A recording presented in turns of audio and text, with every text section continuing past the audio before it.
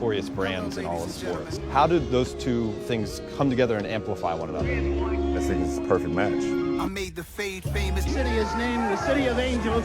The angels are smiling on it. Grace, I'm gracefully aging. I want people to say that LeBron James did it his way. Nostalgia, how I remember things, remember crowns, remember kings. Is it what you dreamed of, or is everything and more? I mean, you have the Laker colors falling from the ceiling and the fans going crazy. Cleveland! This is for you! This is for you! This is for you! I'm happy to be here at this point now in my career and at this point in time of the Lakers franchise today, where we're both wanting to get back to that promised land. Real kings everywhere, stand up and come with the game. King's disease. What's going on, everybody? Welcome into First Take. You know what it is. Molly Karen Rose here with my guys, Max Kellerman, Stephen A. Smith, Kendrick Perkins. Fellas, tomorrow it all goes down. LeBron will look to clinch his 4th ring for those Lakers. And the Hall of Famer Isaiah Thomas joined the Max Kellerman Show on ESPN Radio and delivered this hot take on the greatest of all time debate. Listen up, y'all. I'm fortunate enough to have lived in an era where I've gotten to see the greatest basketball players ever play the game and have competed against some of them. So this is, I'm just happy to be in this era where we've had a chance to view when LeBron James is all said and done. I don't even think there'll be a doubt in terms of who the greatest player to ever play our sport was. He will be it. All right, I can't wait for your responses. Here's what we're going to do. We're going to go Stephen A. Perk, Max, because you already discussed it on Radio Max, your last. Stephen A., do you agree with Isaiah, who played against Michael Jordan? When it's all said and done, LeBron James will be the GOAT? Hell no. I do not agree with Isaiah Thomas. And before I go a little bit further, I'd like to remind everybody how close Isaiah Thomas and I are. We've known each other for nearly 30 years. Isaiah, believe it or not, I don't know if I ever told y'all this. I was a high school reporter for the New York Daily News. He gave me my very first NBA interview ever. You know, he was walking away, wasn't talking to the media at that particular moment in time, and saw this young brother that was on the come up in the industry, trying to make something happen for myself and my career. He's the first NBA player to give me an interview, and we've been cool ever since. And I love the guy personally, and we don't disagree on much. This is one argument that Isaiah Thomas and I have been disagreeing about for the better part of a decade. It's not new. Isaiah saying what he said to Max Kellerman yesterday, I appreciate the fact that he revealed that, but he and I have been arguing about that for 12 years, because even 12 years ago, he was saying this kind of stuff about LeBron James. I thought it was utterly ridiculous then. I think it's ridiculous now. And that's not to take anything away. I'm almost uncomfortable talking about this because I don't want to take anything away from the greatness of LeBron, or the fact that he's about to capture his 4th ring, or the fact that he's worthy of being on the Mount Rushmore of basketball, because that's how phenomenal I think LeBron James is. But he ain't MJ, okay? And we can look at the numbers all we want to. I can look at the 6 rings compared to 3, probably 4 by tomorrow night that Michael Jordan will have over LeBron James. I could look at the 10 scoring titles of Michael Jordan compared to the 1 for LeBron James. I can look at the Defensive Player of the Year that Michael Jordan has won compared to none that LeBron has ever won, or the fact that Michael Jordan was a 9-time All-Defensive Player in the NBA, since we're not just talking about scoring and we're not just talking about offense.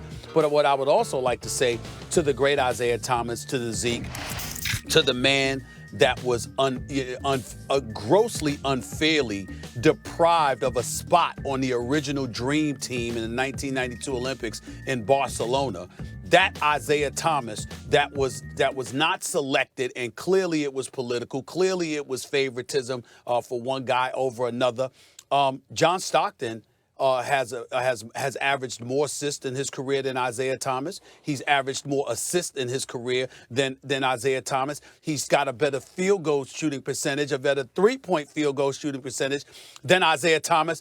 But nobody worth his salt meaning nobody outside of the ignorance that Max Kellerman once spewed when he tried to sit up there and say it's by a nail, it's by a hair, that Isaiah Thomas was John Stockton was comparable to Isaiah Thomas, which is about the most blasphemous basketball argument you can make as far as I'm concerned, because John Stockton wasn't even on Isaiah's level, okay? In the end, my point is, statistics alone don't tell a story. And I'm going to end it by this because I know that I got to give y'all this time to talk. Let me be very, very clear with what I'm trying to say here. Errors matter. And what I find most egregious, most blasphemous about Isaiah Thomas's statement is that he ignores the era he was playing in as far as I'm concerned. It was very physical. It was very volatile. It was an era made for the Kendrick Perkins of the world, for crying out loud. I'm talking about banging bodies, Jordan rules, people getting assaulted and only getting caught for a foul, you know, having a foul called against the person that assaulted them, as opposed to today where you could get ejected for having bad breath. And LeBron James at 6'9", 260 pounds, is playing in the softest era we have ever seen in NBA basketball. The fact that Isaiah Thomas ignores that is beyond me. Floor is y'all's. Well, Stephen A., you said a lot and you took up majority of the time, but here it is. Let me tell you where you lied at. You forgot that LeBron James and I came in 2003. The league wasn't soft then. They still had Gary Payton. They still had Shaquille O'Neal. They still had Rasheed Wallace, Ben Wallace. They still had some rough riders. The league wasn't what it was back then, what it is today. So that's the first thing. Second thing, let's talk about LeBron James' story. Forget all the stats that I could throw out there that may take up majority of the show. Forget this segment. I'm not going to even address that. I'm going to address the word pressure. No athlete in the history, not just in basketball, but in history of sports, have had the pressure that LeBron James has had since the age of 16. I keep telling people that when he was in high school, when they labeled him the chosen one, people in the NBA, they got evidence, were waiting and hating on this man, saying he's not going to do this in the league. And he did it in the league. When you talk about pressure, he left Cleveland and went to South Beach, where it was pressure on them to win championships, and he delivered. Then he returned back to Cleveland, where an owner called him a Benedict Arnold. And he went back to the state of Ohio, his hometown, and delivered a championship in great fashion. One of the best championships in NBA history. That's pressure. And what he do? He joined one of the most historical franchises in NBA history. The Lakers with Magic, Kareem, Kobe, Shaq, all won titles at. In his 16th year, he goes and joined the Los Angeles Lakers. And here we are today in 2020, talking about LeBron James about to win his 4th NBA championship with the Los Angeles Lakers.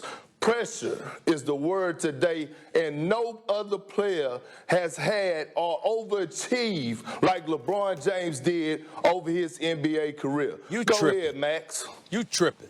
Go ahead, Max. LeBron's not going to pass Jordan in the way we mean greatest, in the way we mean GOAT. When we say GOAT in any sport, we're not talking about counting numbers. We're not talking about, a cumulative career. This guy has accomplished the most. Not really. We're talking about among the players who sustained a peak level for a good amount of time, who hit the highest peak. If you're talking career, then in the modern era, LeBron probably already passed Kareem as an NBA player, if you discount college for Kareem. Probably LeBron's already the career GOAT. It's either him or Kareem. That's why Jordan's 5th on the scoring list, because Jordan took time off. Because Jordan took those 2 years off. Because he did go to college and all that. His NBA career wasn't as long as Kareem's. Jordan couldn't handle pressure. Although Jordan played and when he was 40 and averaged 20 points a game when he was 40 years old. But we're talking about peak. And guys, there's any way you want to slice it, Jordan got this. In terms of statistics, in terms of anecdotal stuff, in terms of the impression he left, Jordan left an impression on his contemporary audiences unlike anyone in any sport ever. That's why he's the #1 athlete, either him or Muhammad Ali, who ever lived on the planet Earth. That's the kind of impression he left when your eyes were on him. In terms of the statistics, he's the all-time scoring leader per game, including Wilt Chamberlain and everyone. PER, guys, is a fancy way of saying they take all the stats you like, points, rebounds, assists, steals, offensive, defensive rebounds, everything you want, and they put it in a weighted average because some things are worth more than others. Guess who the career PER leader is? Michael Jordan. That includes that when he fell off when he was 40 years old with the Wizards and averaged 20 points a game. He's the scoring leader all time per season and the PER leader, meaning offensively, not only was he more prolific than LeBron, he was more efficient doing it. Now, defensively, Stephen A. said it, 9-time all-first-team defense and the defensive player of the year, so he's better defensively. There's only offense and defense, guys. There's nothing else. Jordan was better at both at his peak than LeBron. Oh, there is other stuff. It's how you lead and all the stuff and the pressure you talk about and all that stuff, Perk. Okay. Michael Jordan, the first time he played with a single other All-Star, took the defending champion Pistons 7 games, lost because Pippen had a migraine, played 40 minutes, scored 2 points. So in other words, Jordan didn't have an All-Star. The next year, Pippen was in his prime. So now Jordan had a crew. He went 6-4-6 in the finals. No one ever even took him 7 games. So what do you want? You want offense, you want defense, you want stats, you want the impression he left on contemporary audiences, you want championships, you want playing under pressure. What do you want? Jordan's the greatest who ever did it. LeBron, unless he gets better than he already is, that ship has sailed. First of all, a couple of things. Number one, at the age of 38, 39, after a 3-year hiatus, Jordan averaged over 20. But we ain't going to bring up his career with the Washington Wizards because that's really irrelevant. It's really about the first 13 years of his career as a Chicago Bull. Kendrick Perkins, I understand you came into the league in 2003. I'm not talking about individual players being soft. I'm talking about the league and the rules that were implemented that made the game soft. I would never sit up there and call any player soft or anything like that. I wouldn't call you nor anybody else. Y'all on an elite level. Y'all are the best players in the world. I would never disrespect players like that. I'm talking about the game itself, the way it was called, the way dudes were restricted. It doesn't even compare to what existed in the 90s and the 80s. Don't even get me started with that. Oh, by the way, in the midst of all of that, Kendrick Perkins, LeBron James played all 82 games in his career at 6'9", 260 in a softest putty league compared to previous generations. He played 82 games one time. Jordan played it 5 times, all 82 games in his 13-year career with the Chicago Bulls. I ain't bring up, additionally after that with the Wizards, the 5 times he played all 82 games. One time he played 82 games, 81 games. Another time he played 80 games. That stuff matters. He's averaged more career points. The shooting percentage is about the same. He was an elite defender, and here's the biggest thing. LeBron is universally respected. Jordan was universally feared. He scared the living hell out of people. And who did he beat along the way? Beat Magic the first go-round. You know how you feel about Magic, KP. He beat Magic the first go-round. Beat Drexler the second go-round. Beat Barkley the third go-round. Beat Gary Payton and Karl Malone. I'm sorry, Gary Payton and Sean Kemp before he became Sean Clupp. Beat Stockton and Malone twice. And oh, by the way, prevented Reggie Miller and Patrick Ewing and those boys from winning championship. Remember the Cleveland Cavaliers from years ago when they had Craig Elo, Mark Price, Larry Nance, Matt Doherty, and those boys. Shut them down. Don't forget this Shaq brother and has Penny, ruined. Stephen A. Magic Johnson has. Michael Jordan has ruined dudes' chances to even get to the finals for crying out loud. That's how great Michael Jordan was. Shaq Don't and even get Penny, me started. 60-win team. Swept them.